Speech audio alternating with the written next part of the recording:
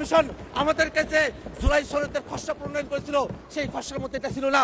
কোনো একটা দল বা কোনো একজন ব্যক্তি এই সংসদ প্লাজার সামনে এসে নিজের মতো করে এই জোটটি সেখানে অন্তর্ভুক্ত করেছিল।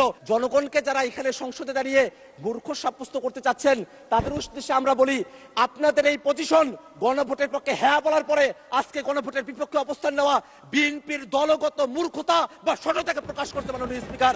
এমন অনেকগুলো সংশোধনী রয়েছে, এমন অনেকগুলো প্রস্তাব রয়েছে, সংস্কার রয়েছে যেগুলো শুধু সংশোধনী দিয়ে সেটাকে টেকসই করা সম্ভব নয় মাননীয় স্পিকার। সে কারণে ঐক্যমত্য কমিশনে আমরা জাতীয় নাগরিক পার্টির পক্ষ থেকে দাবি করেছিলাম গণপরিষদের মাধ্যমে নতুন একটা সংবিধান করতে হবে। সরকার দলের পক্ষ থেকে বলা হয়েছিল সংসদের মাধ্যমে সেটা করতে হবে এবং তারপরে ঐক্যমত্য কমিশনে সকল দল আলাপ আলোচনা 200-র বেশি সার্ভিস ও ফিচারে লেনদেনের সব বিকাশ অ্যাপে সম্ভব। তারপরে সকলে মিলে আমরা সিদ্ধান্ত গ্রহণ করেছিলাম যে গণপরিষদ সংশোধনা গাঠনিক ক্ষমতা প্রাপ্ত সংবিধান সংস্কার পরিষদ তার মাধ্যমে এই বিষয়টা সুরাহা করতে হবে। মাননীয় স্পিকার, আপনি সেদিন বলেছিলেন বিরোধী দলীয় নেতার যে প্রস্তাব, সেই প্রস্তাবটার ব্যাপারে আপনি নিজেই বলেছিলেন যে যদি আইন প্রণয়ন সংক্রান্ত কোনো বিষয় হয় তাহলে সেটাকে প্রস্তাব আকারে এখানে উত্থাপন করা যায় না। সেদিন বিরোধী দলের ব্যাপারে আপনি যে কথাটি বলেছিলেন সে কথাটি কেন সরকার দলের ব্যাপারে বলেন নাই, সেটি প্রশ্নে আপনাদের প্রশ্ন রয়েছে মাননীয় স্পিকার।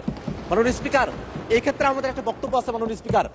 বিরোধী দলের নেতা যে প্রস্তাবটি উত্থাপন করেছিলেন সেটা আইন প্রণয়ন সংক্রান্ত কোনো ইস্যুতে ছিল না মাননীয় স্পিকার, কারণ আইন অলরেডি প্রণীত হয়েছে, আদেশ জারি হয়েছে, অধ্যাদেশ জারি হয়েছে, সংবিধান সংস্কার পরিষদের আমরা শপথ গ্রহণ করেছি। আইনের কোনো প্রসঙ্গ এখানে ছিল না, বরং যে আইন হয়েছে সেটাকে বাস্তবায়নের প্রশ্ন এখানে ছিল মাননীয় স্পিকার। আরেকটি কথা মাননীয় স্পিকার আপনাকে বলতে চাই, মাননীয় ডেপুটি স্পিকার এখানে ছিলেন, আর একজন সংসদ সদস্য মুজিবুর রহমান ইকবাল, তিনি একটি মুলতবি প্রস্তাব এখানে উত্থাপন করেছিলেন। সেই মুলতবি প্রস্তাবের ব্যাপারে সিদ্ধান্ত কি সেটা না জানিয়ে পরের প্রস্তাব এখানে দেওয়া হলো মাননীয় স্পিকার, সেই বিষয়টা আপনার কাছে আমরা জানতে চাই মাননীয় স্পিকার।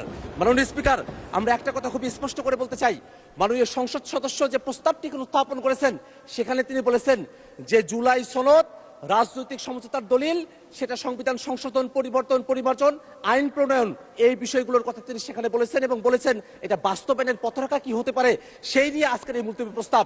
মাননীয় স্পিকার, আপনার মাধ্যমে আমি তাদেরকে জানিয়ে দিতে চাই যে আজকে যে প্রস্তাবটি তিনি এখানে উত্থাপন করেছেন সেই প্রস্তাবটি উত্থাপন হওয়ার যোগ্য প্রস্তাবই নয় মাননীয় স্পিকার। মাননীয় স্পিকার, আমাদের যারা সরকার দলীয় সংসদ সদস্যরা আছেন তারা যে স্মৃতি বিস্মৃত হয়ে গেছেন সেই বিষয়টা আমাদেরকে কষ্ট দেয় মাননীয় স্পিকার। আমাদের মনে রাখা প্রয়োজন 31শে জুলাই যেদিন ঐক্যমত্য কমিশনে সংস্কারের প্রস্তাবনাগুলো নিয়ে আলোচনা কনক্লুশন হলো, সেই দিনই সেই বৈঠকেই বাস্তবায়নের বিষয় নিয়ে কি আলোচনা হতে পারে সেটা নিয়ে সকল রাজনৈতিক দল আমরা সেখানে প্রস্তাব